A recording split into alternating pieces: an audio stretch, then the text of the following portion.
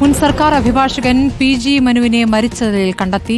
കൊല്ലത്തെ വീട്ടിൽ നിന്നാണ് മരിച്ച നിലയിൽ കണ്ടെത്തിയത്. നിയമസഹായം തേടിയെത്തിയ യുവതിയെ പീഡിപ്പിച്ചു എന്ന കേസിലെ പ്രതിയാണ്. വിവരങ്ങളുമായി അർജുൻ മട്ടന്നൂർ. അർജുൻ, അതിജീവിതയെ ബലാത്സംഗം ചെയ്തു എന്ന കേസിൽ പ്രതിയാണ് PG മനു. ഇപ്പോൾ മുൻ സീനിയർ പ്ലീഡർ കൂടിയാണ്. ഇയാളെ മരിച്ച നിലയിൽ കണ്ടെത്തിയെന്നുള്ള വാർത്ത, എന്താണ് വിശദാംശങ്ങൾ? സ്മൃതി, PG മനുവിനെ ഇന്ന് രാവിലെയാണ് മരിച്ച നിലയിൽ കണ്ടെത്തിയത്. കൊല്ലം നഗരത്തിൽ തന്നെയുള്ള ഒരു വാടക വീട്ടിലാണ് ഇയാളെ മരിച്ച നിലയിൽ കണ്ടെത്തിയത്.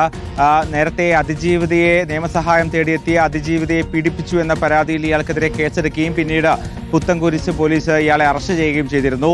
അതിനുശേഷം ജാമ്യം ലഭിച്ച ശേഷമാണ് ഇപ്പോൾ ഇത്തരമൊരു സംഭവം ഉണ്ടായിരിക്കുന്നത്. ഈ ഡോക്ടർ വന്ദനാദാസിന്റെ മരണവുമായി ബന്ധപ്പെട്ട, കൊലപാതകവുമായി ബന്ധപ്പെട്ട കേസിന്റെ കാര്യങ്ങൾ പഠിക്കാൻ വേണ്ടിയാണ് കൊല്ലത്ത് PG മനു എത്തിയത്. ഇന്നലെ രാത്രി ഈ വീട്ടിൽ അദ്ദേഹം ഉണ്ടായിരുന്നു. അതിനുശേഷം ഈ രാവിലെ ജൂനിയർ അഭിഭാഷകർ PG മനുവിനെ ഫോണിൽ വിളിച്ചെങ്കിൽ പോലും ഫോൺ എടുത്തില്ല. അതിനുശേഷം ഈ വീട്ടിലേക്ക് ജൂനിയർ അഭിഭാഷകർ എത്തി നോക്കുമ്പോഴാണ് ഇത്തരത്തിൽ തൂങ്ങി മരിച്ച നിലയിൽ കണ്ടെത്തിയത്. എന്തായാലും അടുത്തിടെ PG മനുവിനെതിരെ മറ്റൊരു പരാതി കൂടി സമൂഹ മാധ്യമങ്ങളിൽ അടക്കം പ്രചരിച്ചിരുന്നു. അതായത് ഒരു കേസുമായി ബന്ധപ്പെട്ട് പ്രതിയായ ഒരാളുടെ ഭാര്യയെ പീഡിപ്പിച്ചു എന്ന തരത്തിലുള്ള ചില പ്രചാരണങ്ങൾ ഉണ്ടായിരുന്നു. അതുമായി ബന്ധപ്പെട്ട് PG മനുവും ഭാര്യയും ഈ കുടുംബത്തെ ചെന്ന് കണ്ട് മാപ്പ് പറയുന്നു എന്ന തരത്തിൽ ചില ദൃശ്യങ്ങൾ പ്രചരിച്ചിരുന്നു. ഇതിന് പിന്നാലെയാണ് ഇപ്പോൾ മരണമുണ്ടായത് എന്നാണ് പോലീസ് പറയുന്നത്. എന്തായാലും പോലീസ് അന്വേഷണം ആരംഭിച്ചു. അർജുൻ, ഞാൻ വരാം. ഈ വാർത്തയോട് പ്രതികരിക്കാൻ അഡ്വക്കേറ്റ് ആളൂർ ഉണ്ട്. ആളൂറിനൊപ്പമാണ് PG മനു കഴിഞ്ഞ കാലങ്ങളിൽ പ്രവർത്തിച്ചിരുന്നതെന്നാണ് മനസ്സിലാക്കുന്നത്. അഡ്വക്കേറ്റ് ആളൂർ, ഇപ്പോൾ PG മനുവിനെ മരിച്ച നിലയിൽ കണ്ടെത്തിയെന്ന വാർത്തയാണ് വരുന്നത്. എന്താണ് ഇപ്പോൾ പറയാനാവുക? തീർച്ചയായിട്ടും വന്ദനാദാസ് കേസുമായി ബന്ധപ്പെട്ട് PG മനു ഞാനുമായിട്ട് ഒരുമിച്ച് കൊല്ലത്ത് കേസ് നടത്തുകയായിരുന്നു. അങ്ങനെ നടത്തുന്നതിന്റെ ഭാഗമായിട്ടാണ് കഴിഞ്ഞ ദിവസം കൊല്ലത്ത് എത്തുകയും കൊല്ലത്ത് ഒരു വീടുമായി ബന്ധപ്പെട്ട് അവിടെ താമസം ഉറപ്പിക്കുകയും വാടകയ്ക്കെടുത്ത് താമസിക്കുകയാണ് ചെയ്തിരുന്നത്. വളരെ ദുർഭാഗ്യകരമായി പോയി. സോഷ്യൽ മീഡിയയിലെ ഇല്ലാത്ത കാര്യങ്ങൾ, ഇല്ലാത്ത വസ്തുതകൾ ഇവിടെ ഒരു റിപ്പോർട്ടായി വരികയും ആ റിപ്പോർട്ടിന്റെ പശ്ചാത്തലത്തിൽ രണ്ടാമതൊരു ബലാത്സംഗ കേസ് കൂടി മനുവിനെതിരെ വരുന്നുണ്ട് എന്നുള്ള അദ്ദേഹത്തിന്റെ കാഴ്ചപ്പാടുകൾ, ആ കാഴ്ചപ്പാടുകളുടെ ഭാഗമായിട്ട് അദ്ദേഹത്തിന് മാനസികമായി സംഘർഷം ഉണ്ടാവുകയും അങ്ങനെയാണ് ഇന്നലെ രാത്രി ആരും തന്നെ അദ്ദേഹത്തിനൊപ്പം ഉണ്ടായിരുന്നില്ല. വേറെ 2 ജൂനിയേഴ്സ് നിന്ന് കാലത്താണ് എത്തിയത്. അപ്പോഴാണ് വാതിൽ തുറന്നു കിടക്കുന്നതായി കണ്ടതും ഫോൺ എടുക്കാതെ വന്നതും. അങ്ങനെ നോക്കുമ്പോഴാണ് അദ്ദേഹം സൂയിസൈഡുമായിട്ട് കയറിൽ തൂങ്ങി അവിടെ കിടക്കുന്നതായിട്ട് കണ്ടത്. എന്നെ അപ്പോൾ തന്നെ റിപ്പോർട്ട് അതിനെക്കുറിച്ച് അറിയിക്കുകയും ചെയ്തു.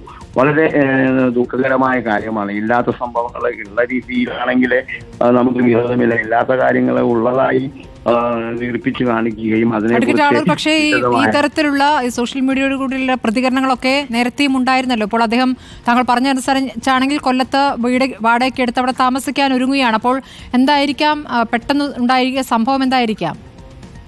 തീർച്ചയായിട്ടും ആദ്യം ഒരു കേസ് റിപ്പോർട്ട് ചെയ്തിരുന്നു. അദ്ദേഹത്തിന് സുപ്രീം കോടതി വരെ ജാമ്യം ലഭിച്ചിരുന്നില്ല.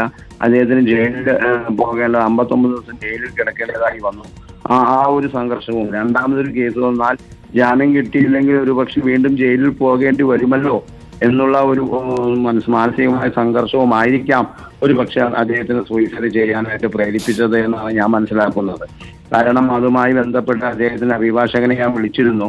അങ്ങനെ ആ അഭിഭാഷകനും പറഞ്ഞത് ഇങ്ങനെ ഒരു സാഹചര്യം ഉണ്ടെങ്കിൽ പോലും അതിനെ ഫേസ് ചെയ്യേണ്ടതാണ്. അദ്ദേഹം ഒരു പബ്ലിക് പ്രോസിക്യൂട്ടർ ആയിരുന്നു.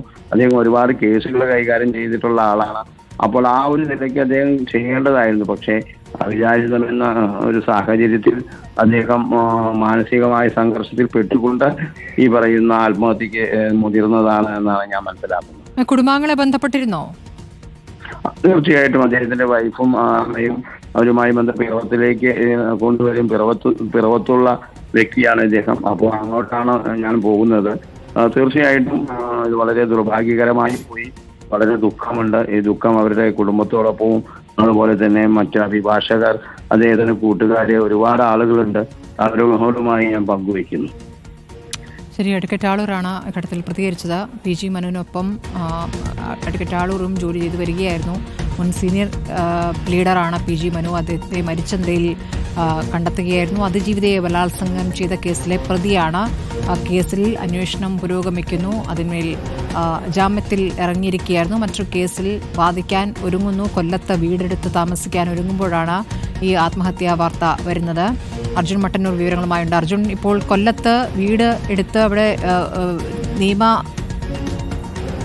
ജോലിയിൽ തന്നെ, ഈ അഭിഭാഷക വൃത്തിയിൽ തന്നെ തുടരുകയായിരുന്നു അദ്ദേഹം. കൊല്ലത്ത് വീടെടുത്ത് പുതിയൊരു സംവിധാനത്തിലേക്ക് പോവുകയായിരുന്നു എന്നാണ് അഡ്വക്കേറ്റ് ആളൂർ പറയുന്നത്. അപ്പോൾ ഇമ്മീഡിയറ്റ് പ്രൊവോക്കേഷൻ എന്തായിരിക്കാം, എന്ത് കാരണമാണ് എന്നാണ് ഇപ്പോൾ പുറത്തേക്ക് വരുന്ന വിവരങ്ങൾ?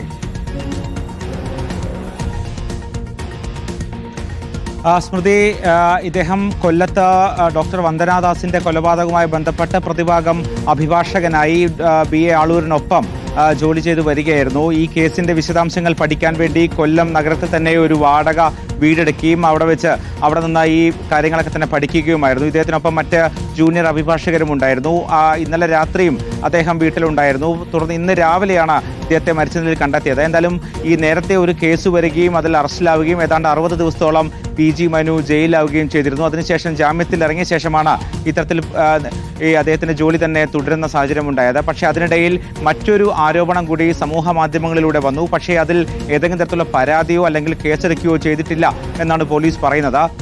അതായത് മറ്റൊരു സ്ത്രീയെയും ഇത്തരത്തിൽ സമാനമായ രീതിയിൽ ഇയാൾ ഉപദ്രവിച്ചു എന്നും അതുമായി ബന്ധപ്പെട്ട ഇയാൾ ആ ഇരയുടെ കുടുംബത്തോട് മാപ്പ് പറയുന്നു എന്ന തരത്തിലുള്ള ചില വീഡിയോ ദൃശ്യങ്ങൾ സമൂഹ മാധ്യമങ്ങളിൽ അടക്കം പ്രചരിക്കുന്ന സാഹചര്യം ഉണ്ടായിരുന്നു. ഈ ദൃശ്യങ്ങൾ പ്രചരിച്ച ഒരു സാഹചര്യത്തിൽ കൂടിയാണ് അദ്ദേഹത്തിൻ്റെ ഈ മരണം എന്നാണ് ഒപ്പമുണ്ടായിരുന്ന അഭിഭാഷകരടക്കം പറയുന്നത്. എന്തായാലും നേരത്തെ ആദ്യം ഇയാൾക്കെതിരെ കേസെടുക്കുകയും അതിനുശേഷം അറസ്റ്റ് ചെയ്യുകയും ചെയ്തതിന് പിന്നാലെ ഗവൺമെന്റ് പ്ലീഡർ സ്ഥാനം അടക്കം രാജിവെക്കുകയും ചെയ്തിരുന്നു. NIA-യുടെ അഭിഭാഷകനായും PG മനു പ്രവർത്തിച്ചിട്ടുണ്ട്. അത്തരത്തിൽ നേരത്തെ നിരവധി സ്ഥാനങ്ങൾ വഹിച്ചിരുന്ന ആളാണ്. പക്ഷേ ഇത്തരത്തിൽ അതിജീവിതയെ നിയമസഹായം തേടിയെത്തി അതിജീവിതയെ പീഡിപ്പിച്ചു എന്ന പരാതിന്മേൽ വലിയ ആരോപണ വിധേയനാവുകയും അതിനുശേഷം അതിൽ കേസെടുക്കുകയും പിന്നീട് ജയിലിൽ പോകുന്ന സാഹചര്യവും ഉണ്ടായി. ആദ്യഘട്ടത്തിൽ ഹൈക്കോടതിയിലും പിന്നീട് സുപ്രീം കോടതിയിലും ഒക്കെ തന്നെ മുൻകൂർ ജാമ്യാപേക്ഷയുമായി PG മനു പോയെങ്കിൽ പോലും ജാമ്യം ലഭിച്ചിരുന്നില്ല. അതിനുശേഷമാണ് പുത്തൻകുരിശ് പോലീസിൽ PG മനു കീഴടങ്ങുകയും അറസ്റ്റ് രേഖപ്പെടുത്തുകയും ചെയ്തത്. 60 ദിവസത്തോളം PG മനു ജയിലിൽ കഴിയുകയും ചെയ്തു. അതിനുശേഷം പുറത്തിറങ്ങിയ ശേഷം ഈ നിയമവൃത്തിയുമായി ബന്ധപ്പെട്ട തന്റെ ജോലി തുടരുകയായിരുന്നു. അതിനിടയിലാണ് ഇത്തരമൊരു സംഭവം ഉണ്ടായിരിക്കുന്നത്. സംഭവം നടന്ന വീട്ടിൽ ഇപ്പോൾ ദിലീപ് ദേവസിയുണ്ട്. അർജുൻ, ഞാൻ അതിലേക്ക് കൂടി പോവുകയാണ്. ദിലീപ്, ഇപ്പോൾ കൊല്ലത്തെ PG മനു വാടകയ്ക്കെടുത്ത വീട്ടിൽ ആണ് ഇപ്പോൾ ദിലീപ് ഉള്ളത്. ഈ വീട് വാടകയ്ക്ക് എടുത്തിട്ട് കുറച്ച് ദിവസമേ ആയുള്ളൂ എന്നാണ് അഡ്വക്കേറ്റ് ആളൂർ പറഞ്ഞതല്ലേ? എന്താണ് ഇപ്പോൾ അവിടെ കാണാനാകുന്നത്? വീട്ടുകാരൊക്കെ ഉള്ള സമയത്താണോ ഈ ആത്മഹത്യ സംഭവിച്ചത്? സ്മൃതി, ഇന്നലെ രാത്രി ആകാനാണ് സാധ്യത എന്നാണ് ഇപ്പോൾ ഈ അയൽവാസികളും അടക്കം നമ്മളോട് പറയുന്നത്. ഇവിടെ അഭിഭാഷകർ മാത്രമാണ് താമസമൊക്കെ ഉള്ളത്. ഇവിടെ ഇന്ന് ഈ ബിജുവിൻ്റെ സഹപ്രവർത്തകർ എത്തിയപ്പോഴാണ് ഈ മരണവിവരമടക്കം പുറത്തേക്ക് അറിയുന്നത് എന്നാണ് ഇവർ പറയുന്നത്. കൂടാതെ കഴിഞ്ഞ കുറച്ച് ദിവസങ്ങൾ മാത്രമേ ആയിട്ടുള്ളൂ ഈ അഡ്വക്കേറ്റ് ഇവിടെ എത്തിയിട്ടും മറ്റു കാര്യങ്ങൾ. നമുക്ക് ഇവിടുത്തെ ആളുകൾ എപ്പോഴാണ് ചേട്ടാ ഇതിപ്പോൾ കുറച്ച് നേരം ആയതേ ഉള്ളൂ അറിഞ്ഞിട്ട്. പോലീസെല്ലാം ഇപ്പോൾ വന്നതേ ഉള്ളൂ. നമ്മുടെ അടുത്തും വിളിച്ച ഒരു ആൾ ചോദിച്ചതിൻ്റെ ബേസിലാണ് നമ്മളോട് ഇവിടെ വന്നത്. രാവിലെ ഞാനിതിൽ 2-3 തവണ ഇവിടെ ക്ഷേത്രത്തിൽ ഉത്സവം നടക്കുക തൊട്ടുമേളിൽ. ഇതിൽ പോയപ്പോഴൊന്നും ഇവിടെ ഒന്നും ആരും അറിഞ്ഞിട്ടൊന്നുമില്ല. പക്ഷേ ഇപ്പോൾ വന്നപ്പം അദ്ദേഹത്തിൻ്റെ 2 ജൂനിയർ ഇവിടെ വന്ന് മേളിൽ വന്ന് നോക്കിയപ്പോഴേ അറിഞ്ഞതെന്ന് അറിയാൻ സാധിച്ചത്. കൃത്യമായിട്ടുള്ള വിവരമൊന്നും അറിയത്തില്ല. കാലമായിട്ടുള്ളൂ ഇവിടെ വീട്. അധികം നാളാവത്തില്ല. ഇത് പരിസരത്തൊന്നും വലുതായിട്ട് ഇദ്ദേഹത്തെക്കുറിച്ച് അറിയത്തില്ല. സ്മൃതി, അങ്ങനെ തന്നെയാണ്. ഇപ്പോൾ മൃതദേഹം ഇതിൻ്റെ മുകളിൽ തന്നെയുണ്ട്. മറ്റ് നടപടികൾ എല്ലാം ഉടൻ തന്നെ പൂർത്തീകരിക്കും. പോലീസ് സ്ഥലത്തെത്തി ഇവിടെ ലിമിറ്റ് ചെയ്തിട്ടുണ്ട്. ഇപ്പോൾ സമീപവാസികളും അഭിഭാഷകരും ഒക്കെയാണ് ഇപ്പോൾ അവിടെയുള്ളത്. നേരത്തെ വിവാദമായ കേസിൽ ഉൾപ്പെട്ട പ്രതിയാണ് അഡ്വക്കേറ്റ് ഗവൺമെന്റ് പ്ലീഡറായിരുന്നു PG മനു. ഇപ്പോൾ ആത്മഹത്യ ചെയ്ത നിലയിൽ കൊല്ലത്തെ വാടക വീട്ടിൽ കണ്ടെത്തുകയായിരുന്നു.